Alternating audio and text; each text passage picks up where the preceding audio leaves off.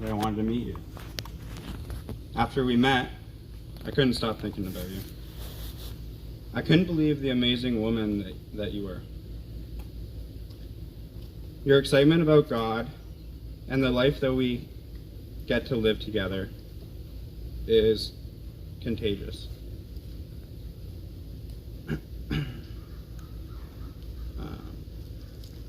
And you can contagiously spread it to everyone around you. After a little while of getting to know each other, we began to date. And those feelings grew stronger. We became best friends, always being the first person I wanted to tell about things going on in my life, and sharing experiences with each other while we navigate through this life together. I've seen your faith grow, and together we grew as a couple. There came a point in our relationship that I knew that I could love you forever, for the rest of my life. We said a lot of prayers and put in a lot of work on our own and together for this marriage, so that we would be set on the best leg possible going into this new stage of our lives. We learned about doing life together and the logistics of what that would look like.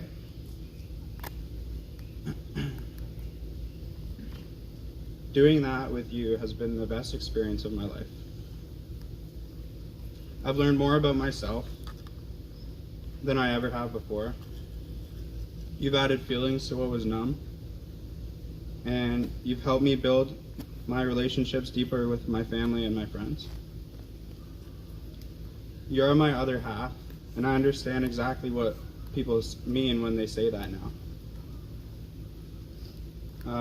A verse that came to me while I was praying and going over my vows, and that was Ephesians 5:25-27. It says, "Husbands, love your wives, just as Christ loved the church, and gave himself up for her to make her holy, cleaning her by the washing of water through the world, and to present her to himself as a radiant church, without stain or wrinkle or any other blemish, but holy and blameless."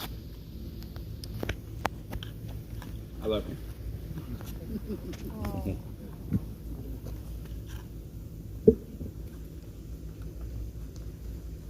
And then Brooke, you have yours.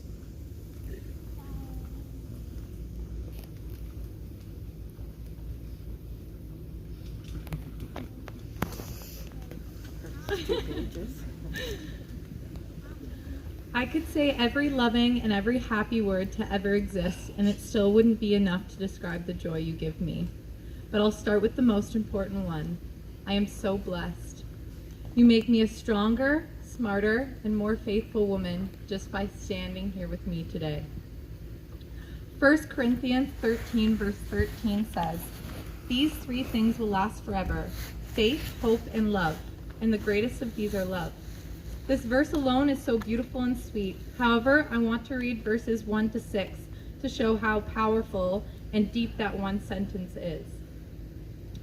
"If I could speak all the languages of the earth and the angels, but did not love others, I would be only a noisy gong or clanging cymbal. If I had the gift of prophecy, and if I understood all God's secrets and plans and possessed all knowledge, and if I had such faith that I could move mountains, but didn't love others, I would have nothing. If I gave everything I had to the poor and even sacrificed my body, I could boast about it, but if I didn't love others, I would have gained nothing. Without love behind even our greatest or most extravagant actions, it means nothing. Love is the anchor to all things good. Love needs to be the driving force in the things we do for each other and for God. Love is put above even faith and hope. That's how powerful it is. So I say to you, Jacob, that even on the hard days when love isn't a feeling, I choose to love you.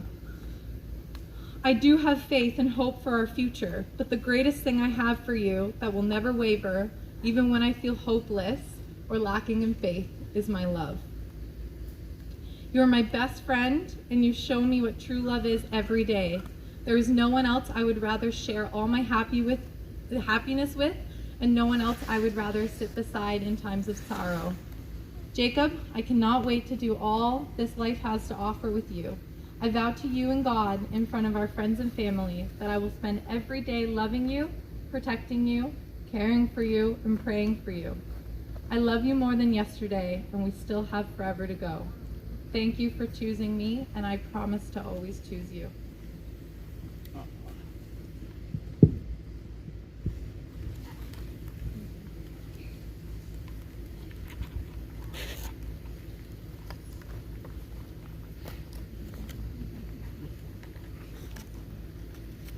So Jake and Brooke have decided to use rings as a symbol of this unending commitment to each other. The wedding ring is a simple yet a beautiful symbol of eternity. It is an outward sign of an inward and spiritual bond which unites two hearts in endless love, as well as a token of your love and of your deep desire to be forever united in heart and soul. So Jake, I'll let you get that. Perfect. So Jake, will you take this ring and place it upon Brooke's finger? And as you do, repeat after me these words. A ring has no end. A ring has no end. Neither shall my love for you. Neither shall my love for you. I choose you to be my wife this day and forevermore. I choose you to be my wife this day and forevermore. And so, Brooke, will you take this ring and put it on Jake's finger and repeat after me these words. As a ring has no end, As a ring has no end, neither shall my love for you. neither shall my love for you. I choose you to be my husband this day and forevermore. I choose you to be my husband this day and forevermore. So for as much as you, Jake, and you, Brooke, have made this solemn covenant of marriage before God and before this gathering of friends and family, it is my pleasure to declare you to be husband and wife in the name of the Father and the Son and the Holy Spirit, those whom God has joined together. Let no one ever separate. You may kiss the bride.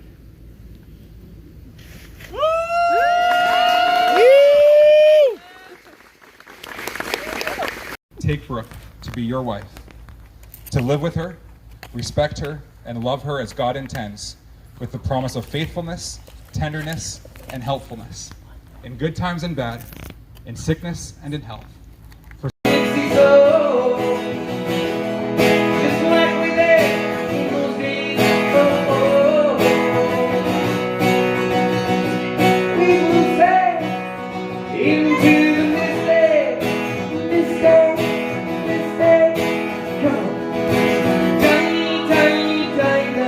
Bye.